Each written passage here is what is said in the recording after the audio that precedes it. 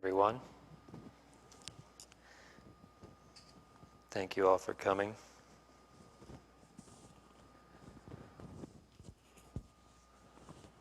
I'm going to make a statement. I'm going to invite you to see what comes up for you when I say that statement. Are you ready? I am a vegan.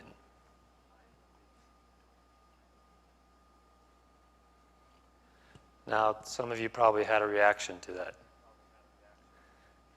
You might have felt a warmth and a support that you are of like mind, or you might have had an aversion or an agitation because you are not.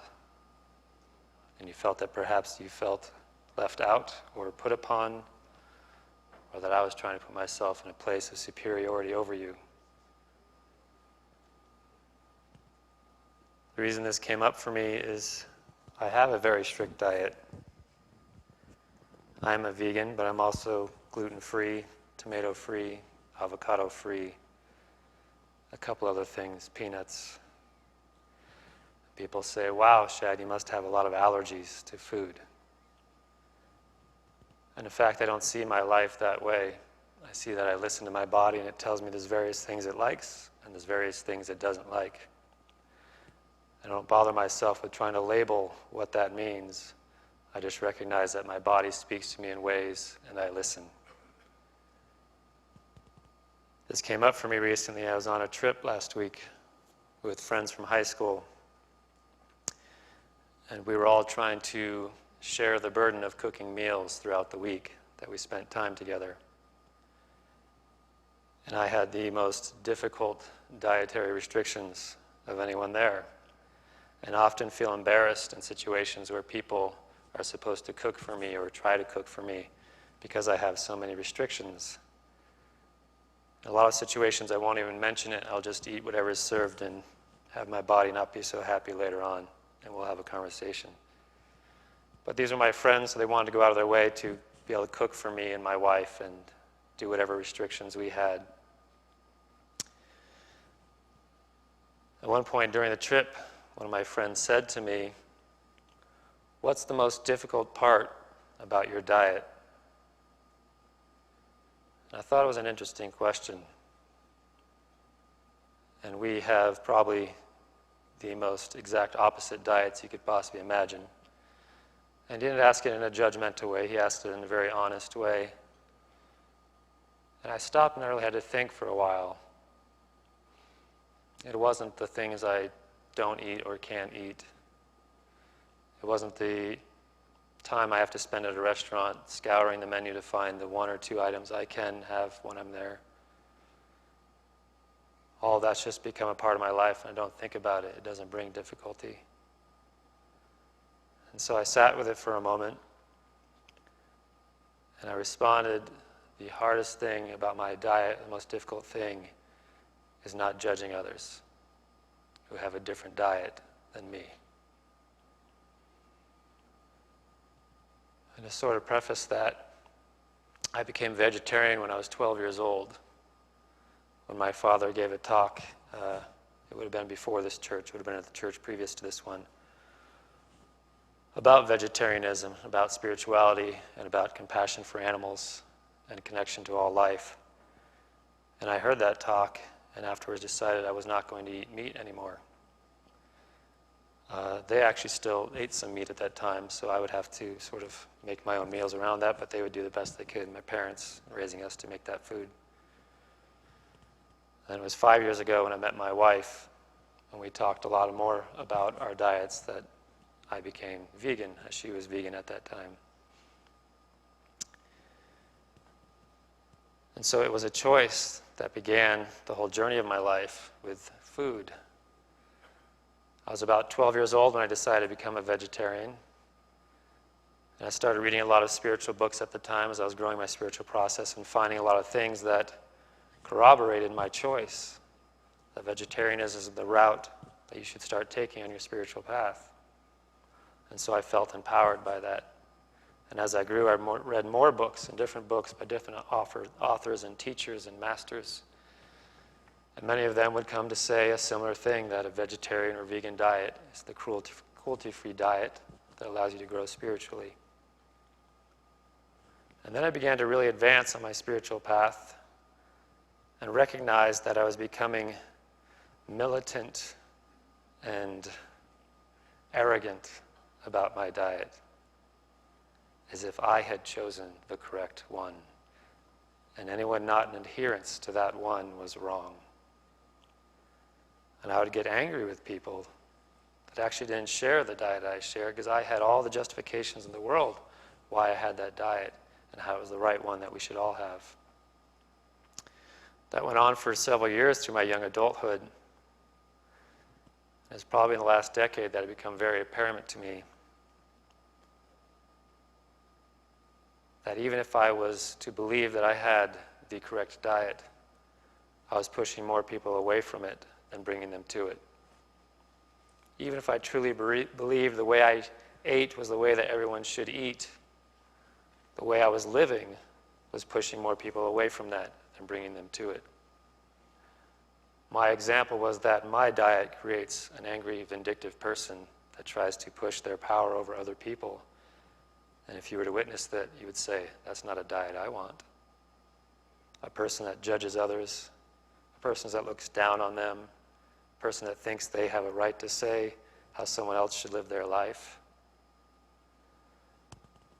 And that was sort of a moment in my life that hit me very hard, to recognize that we can have a cause that we're so passionate about that we push others away from it. Has anyone else ever had that realization in their life? Has anyone not had that realization in their life? And so then I became more open as I was reading things. And for those that may not know, the founders of this movement, the Unity movement, were vegetarians, and they were not afraid to say that they were. But this is something that they did say.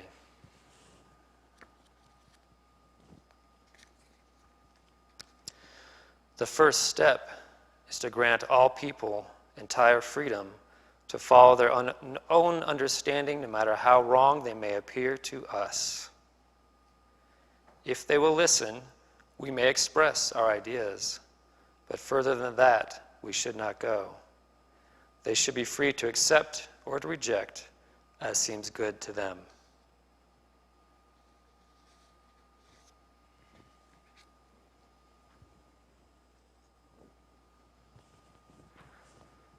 But that's too simple, I thought as I read that.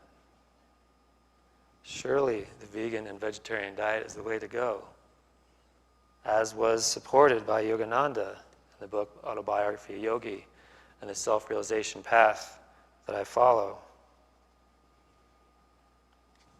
But it even says this. Yogananda speaks of his own guru and says, "My guru was a vegetarian. Before embracing monkhood, however, he'd eaten eggs and fish. His advice to students was to follow any simple diet which proved suited to one's constitution."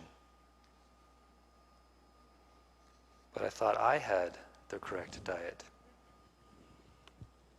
It fits my constitution. It fits my moral code. Surely it must be right for everyone else. I kept reading.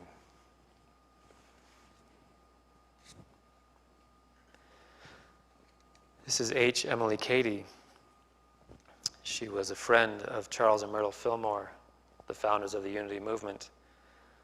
And they felt that her writings were actually a little bit more accurate than their own in putting forth what they felt to be true. And this is what she says. One of the natural tendencies of the mortal mind is toward proselytizing. The moment we believe something to be true, we begin to try to convert others to our belief. In our eagerness, we forget that truth is a kaleidoscope in its forms. We learn to say with some degree of realization, God works in me to will and to work for his good pleasure. But we quite forget the same God is working equally in our brother to will and to work. Among the wise sayings of the ancient philosopher Epictetus, we find these words. Does anyone bathe hastily? Do not say that he does it ill, but hastily. Does anyone drink much wine? Do not say that he does it ill, but that he drinks a great deal. For unless you perfectly understand his motives, how should you know if he acts ill? Thus you will not risk yielding to any appearances but such as you fully comprehend. Emily Cady goes on to say, every person has an inherent right to freedom of choice, a right to live his life in his own way. One of the surest signs that a person is no longer in bondage himself is willingness to give others their freedom, to allow others the privilege of seeking and finding God as they will. Our great basic statement is, all is good because all is God. In other words, God is the only intelligence, the only life at the center of every form of existing life. We say that we believe the highest manifestation of God is humankind, that God abides at the center of all people and is always in the process of manifesting more and more of himself, pure intelligence, perfect love, through our consciousness until we come to be consciously one with the Father in all things. Do you believe that statement? If you believe it, where is there any cause for anxiety that you feel about your loved ones who are not, as you say, in the truth?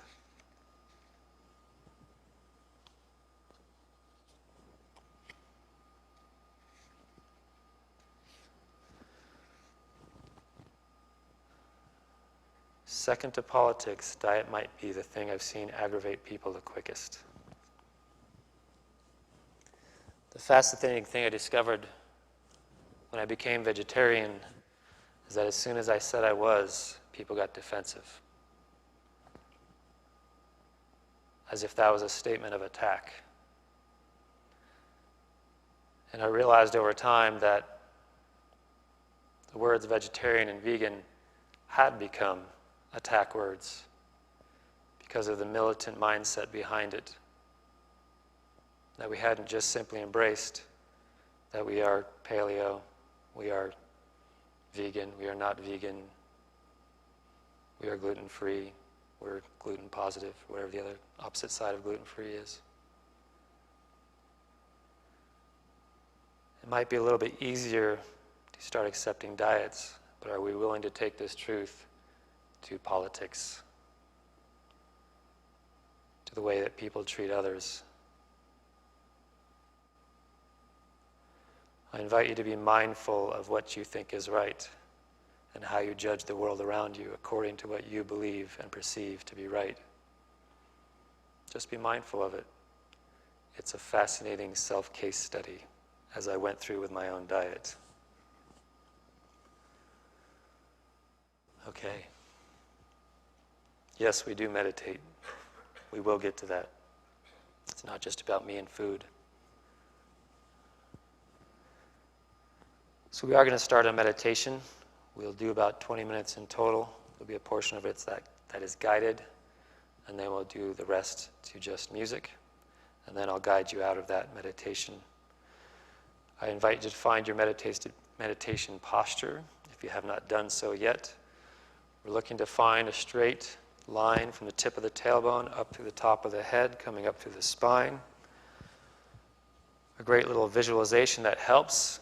If you're still trying to find that point of center, is to picture a golden thread going from the tip of the tailbone up through the spine, through the back of the neck, up through the top of the head.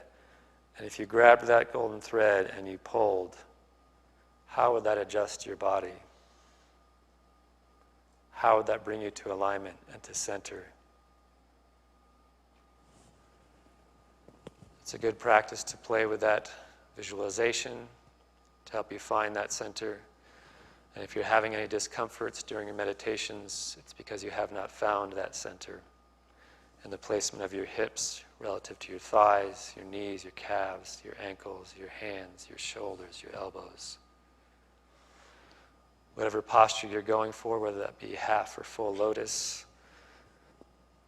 regular cross-legged, or sitting upright as I am in a chair, that center is the same.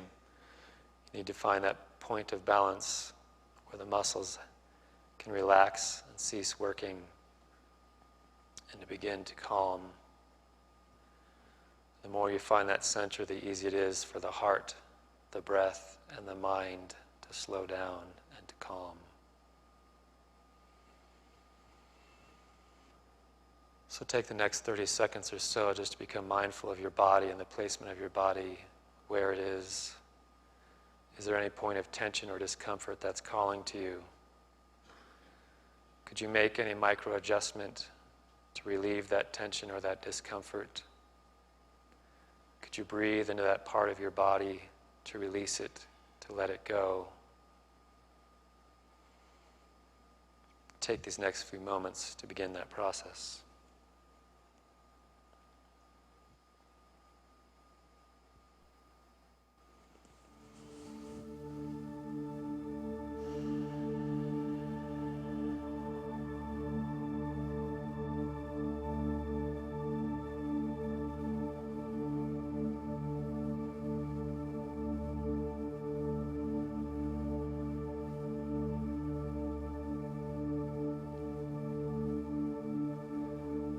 As we sit here tonight, we've invited ourselves into an opportunity for connection and stillness. And as we are the guest of our own invitation, we are respectful of it by not only leaving the shoes at the door as we enter the house, but leaving our baggage as well. Any negative thoughts, concerns, worries, we leave them at the door, and we come respectfully into this place, still, open and receptive and free. Whatever we've experienced this week, this month, this year,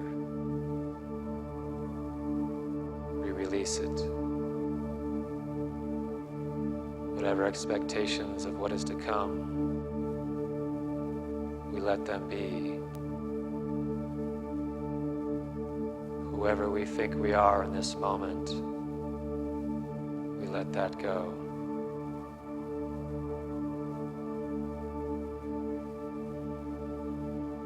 As a guest of our own invitation,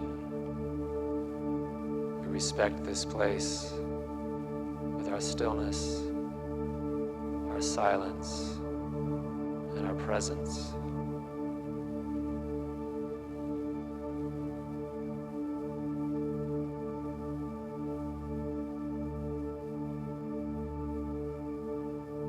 In this moment, I am nothing more than my breath. The sensation of the breath coming in, the pause in between the breath, the sensation of the exhale going out, the pause in between the breath. In this moment, that is all I am. A cycle of breathing. I'm a wave coming in, lapping up onto the shore, and a wave going out. I am the rising sun, sitting at high noon and descending into sunset. I am the moon, rising from the darkness, shining at my brightest, and resting again into sleep. I am the wind, pushing onward, relaxing, and retrieving to whence I came, retrieving to whence I came. I am the breath. I am the breath. I'm the sensation coming in, the pause in between, the sensation going out, the pause in between,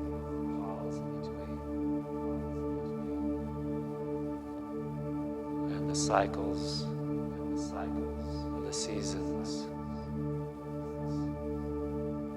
I am the coming of the warmth, falling into the cold, returning to the warmth.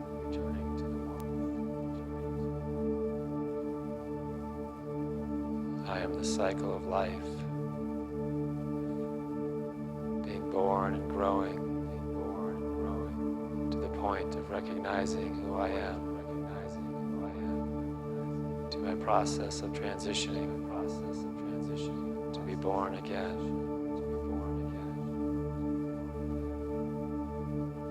I am the thought before it is thinking. I'm the thought that becomes and acts and creates. And I'm the thought that dissipates. I am the breath, the sensation coming in, the pause, the sensation going out, the pause. I am the music. The song begins. I experience the music. I allow the song to end. I am the story. Story without ending. A cycle of creation, interest, intrigue, and completion. I am poetry. I am earth. I am stillness. I am the breath. The sensation coming in. The pause.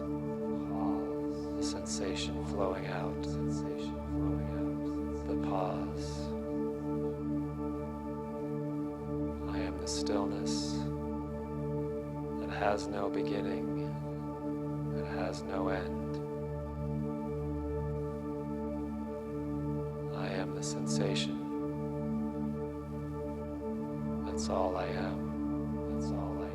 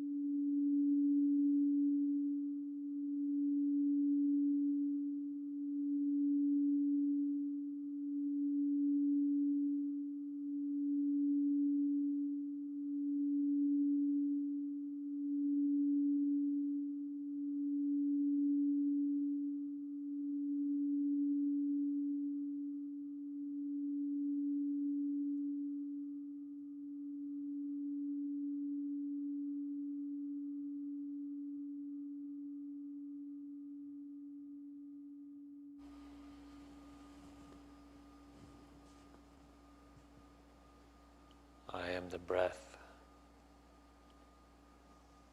The sensation of the inhale coming in, the pause, the exhale going out, the pause. I am the sun and the moon and the wind. I am the seasons. I am the song. I am the thought. I am the wave as it comes in, as it laps onto the shore, as it goes out.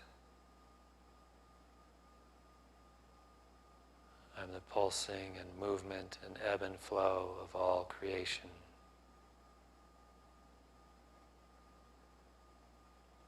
I am what I am. That's all I need to know.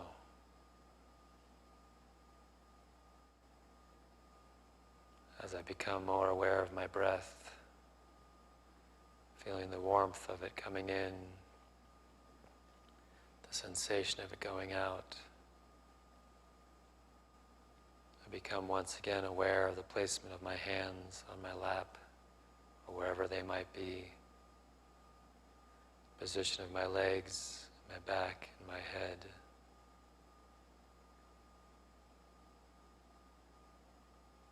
Become aware of the room and the people around me, this place and this space. I'm aware of myself as the guest that received this invitation to be here.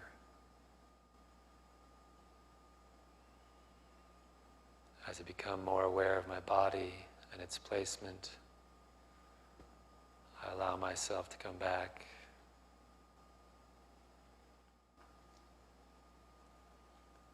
Allow myself to wiggle my toes and my fingers.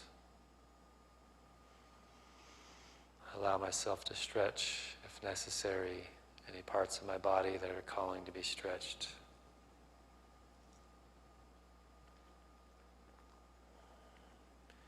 I keep my eyes closed. I bring my palms together in front of me in prayer position, and I rub my palms together, pooling the energy of this experience, this room, this town, this state, this country, this world, into the palm of my hands. I see a warm glow of light beginning to develop in between my palms, and I place the palms over my eyes, allowing this energy to flow into my body, purifying and rejuvenating every cell.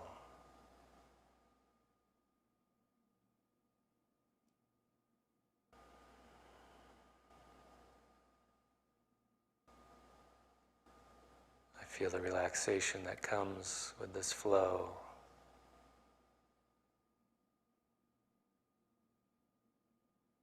I bring my palms together once again and I rub my palms, pooling the energy of this experience, this place, these people, this time, this opportunity.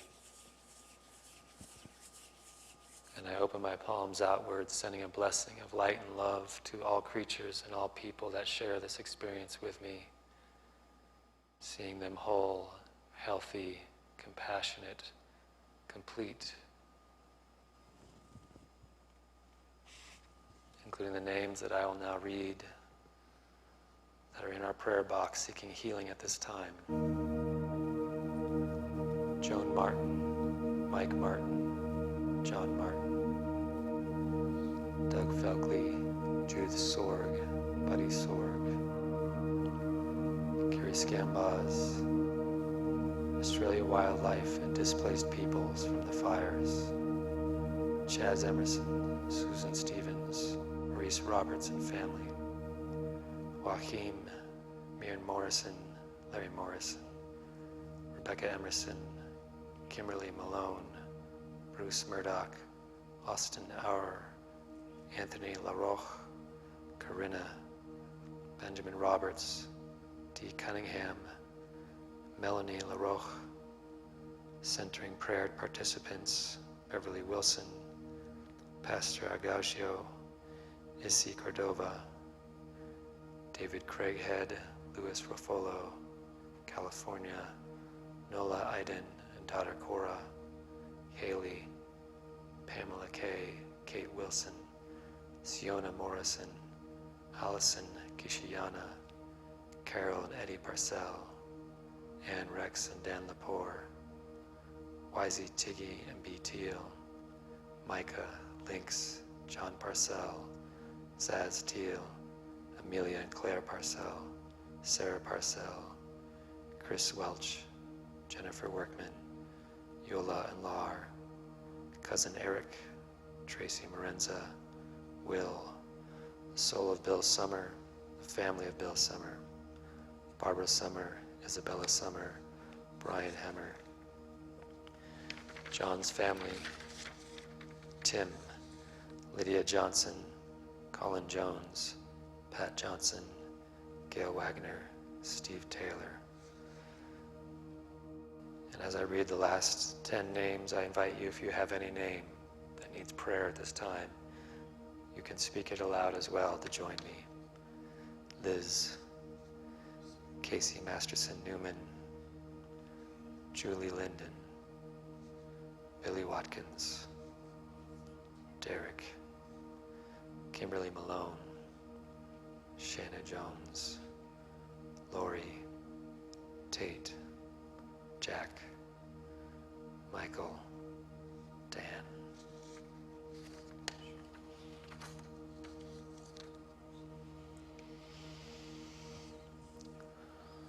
We are grateful that we've come together to create a healing experience in this time and place as like-minded individuals on the path. We know that these names on this list and all those said aloud tonight are receiving this healing now and a quickening of energy that moves in and through their mind, body, and soul, bringing wholeness, peace, and calm. And we're grateful that this is so, merely by the act of us coming together. So it is. Namaste. Amen.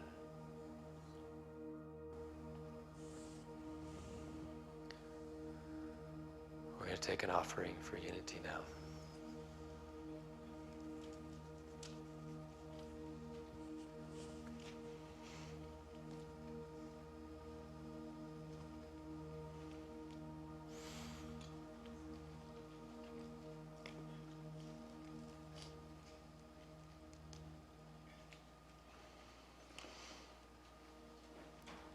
So I invite you to take your offering into your hand. We do have digital forms of giving. There are dip jars out in the lobby if you have a credit card, you'd like to make an offering that way. We also have text to tithe, and we have a giving app you can download as well.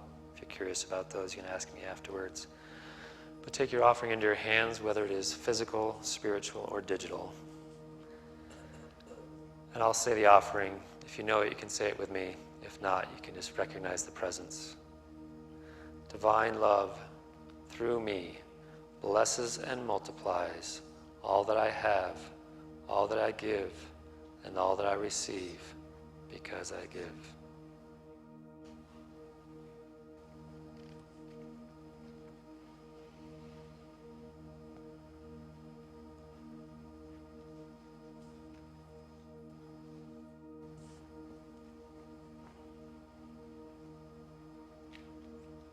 Steve, are we going to sing our song tonight? There it is.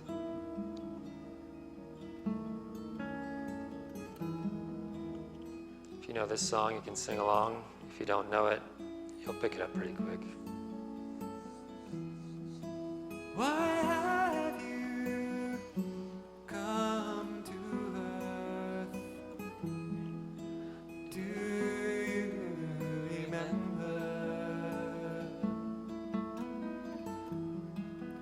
Why have you taken birth? Why have you come?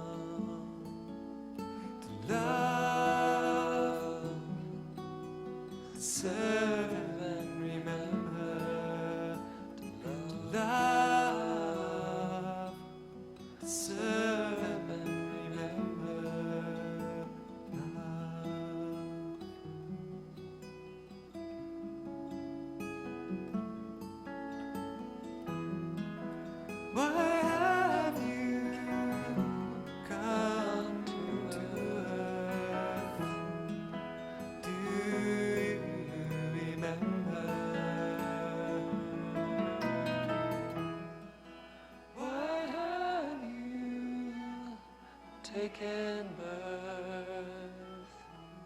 Why have you come to love, serve and remember to love, to serve